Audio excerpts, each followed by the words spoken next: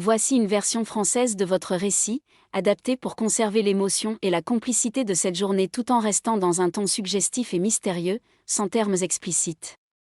Un dimanche inoubliable, les secrets que le temps n'efface pas. Certains jours passent inaperçus, mais d'autres se gravent dans la mémoire comme des tatouages invisibles. Ce dimanche fut l'un d'eux, une journée parfaite sous un ciel azur, où tout semblait s'emboîter comme un scénario écrit par le destin. Mais derrière les rires et le soleil dorant la peau, il y avait autre chose, des secrets silencieux échangés dans des regards qui en disaient plus que les mots. Ce qui n'était qu'une simple sortie à la plage est devenu une expérience qui nous marquera à jamais. Entre changements imprévus et moments de proximité, cette journée nous a appris que certaines histoires n'ont pas besoin d'être racontées pour être éternellement vécues. Une matinée parfaite. C'était un dimanche ensoleillé, de ceux qui invitent à vivre dehors. La plage était la destination idéale.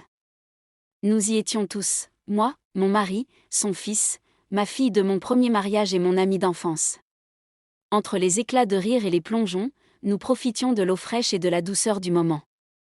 Alors que le soleil commençait à décliner, teintant le ciel d'or et d'oranger, nous avons commencé à ranger nos affaires.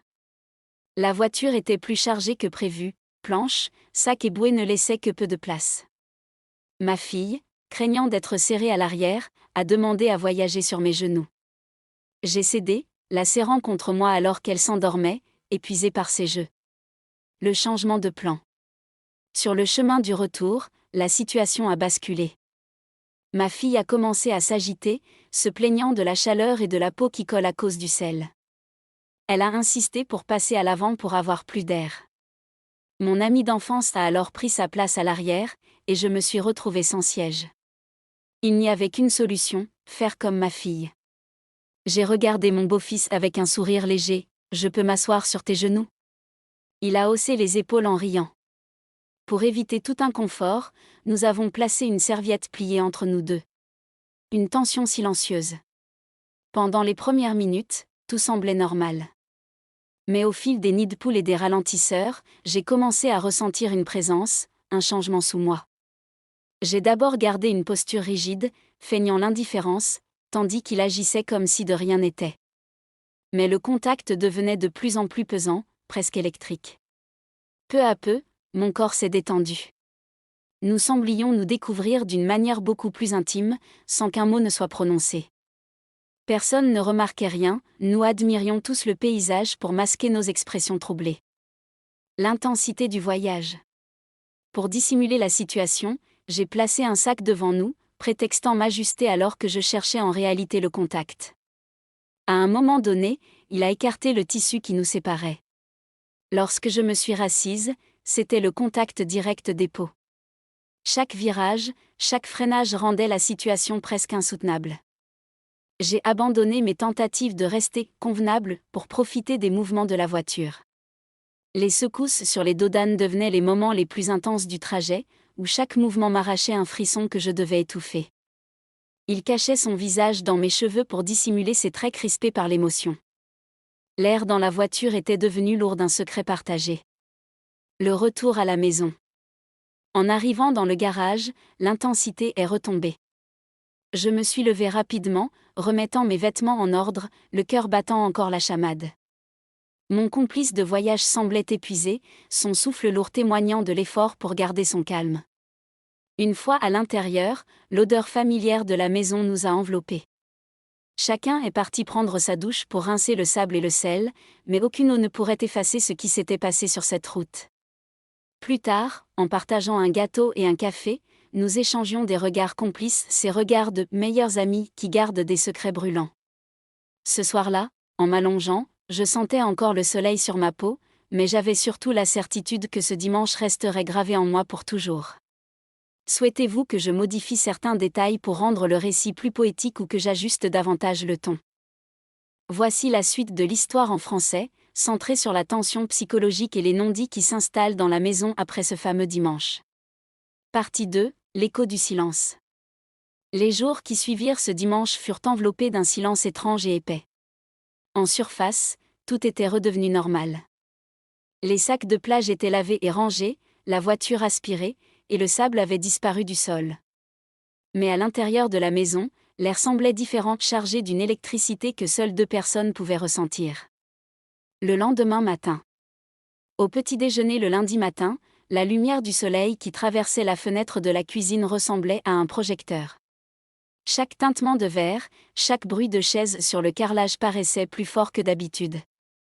J'évitais de le regarder directement, fixant mon café avec une intensité inhabituelle, pourtant j'étais hyper consciente de sa présence de l'autre côté de la table. Lorsque nos regards se sont enfin croisés, ce n'était pas le regard d'une belle-mère et d'un beau-fils.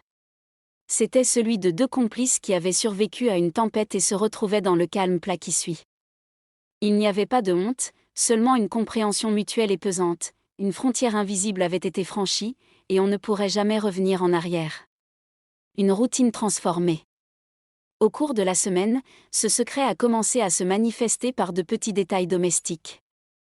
Le passage dans le couloir, se croiser dans le couloir étroit devint une danse délicate. Là où nous nous effacions l'un devant l'autre auparavant, il y avait désormais une pause, une lenteur délibérée dans nos mouvements. Les silences partagés, quand le reste de la famille était dans une autre pièce, nos rares échanges étaient brefs et murmurés. Nous parlions de tout et de rien, de la pluie ou du dîner, comme pour nous convaincre que le monde n'avait pas basculé. Mon mari a remarqué un changement, mais il l'a interprété comme de la sérénité. Il s'est réjoui de voir à quel point l'ambiance était paisible et harmonieuse. Il ne se doutait pas que cette harmonie n'était qu'une trêve fragile, maintenue par un secret qui ne pouvait être prononcé. Le poids du souvenir. Le plus difficile n'était pas le secret lui-même, mais la précision des souvenirs. Chaque fois que je montais dans la voiture, je croyais ressentir à nouveau la pression de ce voyage. Chaque fois qu'une chanson de ce dimanche passait à la radio, je revoyais la lumière dorée sur son visage lorsqu'il cachait son émotion dans mes cheveux. Un après-midi, alors que je pliais le linge, il est entré dans la pièce pour chercher un vêtement. Pendant un instant, la maison fut vide. Le silence était assourdissant. Il n'a pas dit un mot, mais il s'est arrêté à quelques centimètres de moi. L'air est devenu brûlant, exactement comme sur la banquette arrière. Ce dimanche. A-t-il commencé, la voix à peine plus haute qu'un souffle. Je sais, ai-je répondu, l'interrompant avant que les mots ne rendent la chose trop réelle. Un futur invisible. Nous avons compris à ce moment-là que nous vivions dans 2 réalités parallèles.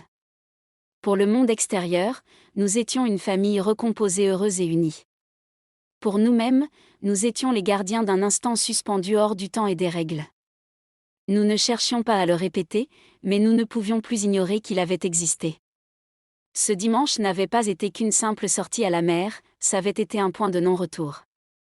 Nous avons appris que les liens les plus forts ne se tissent pas toujours par la parole, mais par les secrets que l'on garde pour protéger le monde que l'on a construit. Souhaitez-vous que j'explore une scène spécifique entre les personnages dans une 3e partie, ou préférez-vous que nous approfondissions les pensées de l'un d'eux ?